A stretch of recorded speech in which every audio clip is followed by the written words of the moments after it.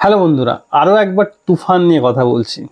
তো রায়ান রাফি তুফানের ডাইরেক্টর এবং রাইটার, সে আজকে ইন্টারভিউ দিয়ে বলে যে শুধু সে যে তুফান মানে সুড়ঙ্গ থেকে যে প্রাইজগুলো পেয়েছে তার থেকেও বেশি প্রাইজ পাবে তুফান নিয়ে।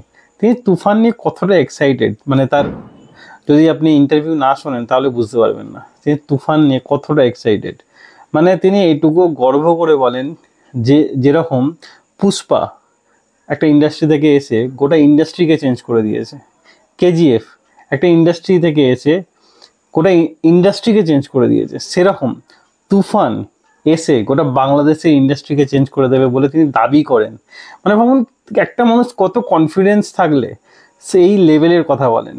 তিনি এটাও বলেছেন তার যে তিনি যেটা মানে চেয়েছেন সেটা বাস্তবে প্রকাশ করবেন, এবং তিনি আরও একটা কেজিএফ বানাতে চান।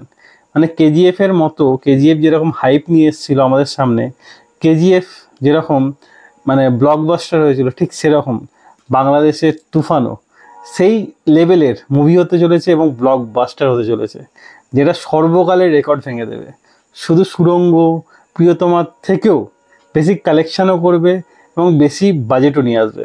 আচ্ছা, মুভির একটু লিক্স দিয়ে দিই আপনাদের। মুভিতে অনেক ভিলেন আসতে চলেছে, অনেকগুলো ভিলেন আসতে চলেছে। তো মেন ভিলেন বলা হচ্ছে জিজু সেনগুপ্ত হতে চলেছে। এবং এছাড়াও রায়ান রাফির যে তুফানে হচ্ছে, তো টিজারে আমরা চঞ্চল চৌধুরীকেই শুধুমাত্র দেখেছি। চঞ্চল চৌধুরীর যে যে মানে যে রোলটা প্লে করবেন এখানে, তিনি অ্যাজ একটা বড় কোনো পুলিশ অফিসার হিসাবে থাকবেন। এবং এছাড়াও এখানে ভিলেনের রোলে জিজু সেনগুপ্ত দেখতে পাবো। এছাড়াও অনেক জায়গায় লিক্স আসছে যে আফরান নিশো হয়তো তুফানে থাকতে পারে। মানে ভাবুন, সাকিব খান অ্যান্ড আফরান নিশো যদি একটা মুভিতে চলে আসে, সেই মুভি কোথায় যাবে, মানে কী লেভেলের ভাইরাল হতে পারে সেই মুভিটা, বা কী লেভেলের ব্লকবাস্টার হতে পারে, কী লেভেলের ইনকাম করতে পারে, না বললেই নয়। তবে এটুকু বলতে পারি, বাংলা ইন্ডাস্ট্রি এত মুভি এসছে, এরকম টিজার কোনো হাইপ ক্রিয়েট করেনি।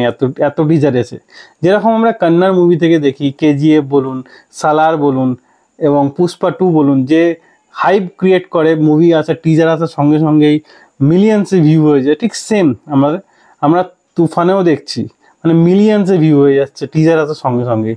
আর এই টিজার নিয়ে কথা বলেনি এমন খুব কম লোক আছে।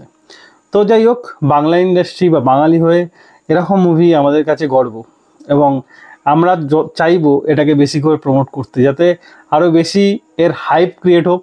এবং এছাড়াও মানে মুক্তি পাওয়ার আগেও রায়ান রাফি, ইনি ডাইরেক্টর, উনি বলেছেন এর আস্তে আস্তে মানে স্লো পয়জন এটা হবে। জাস্ট টিজার এসছে, এবার আস্তে আস্তে গান আসবে, তারপর আসবে ট্রেলার, তারপর শুভ মুক্তি 17ই জুন। তো দেখা যাক মুভিটা কোন লেভেলের সাকসেস হতে পারে।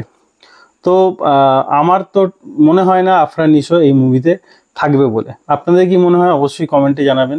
রায়ান রাফির তুফান নিয়ে এবং সাকিব খানের তুফান নিয়ে আমি তো খুব এক্সাইটেড।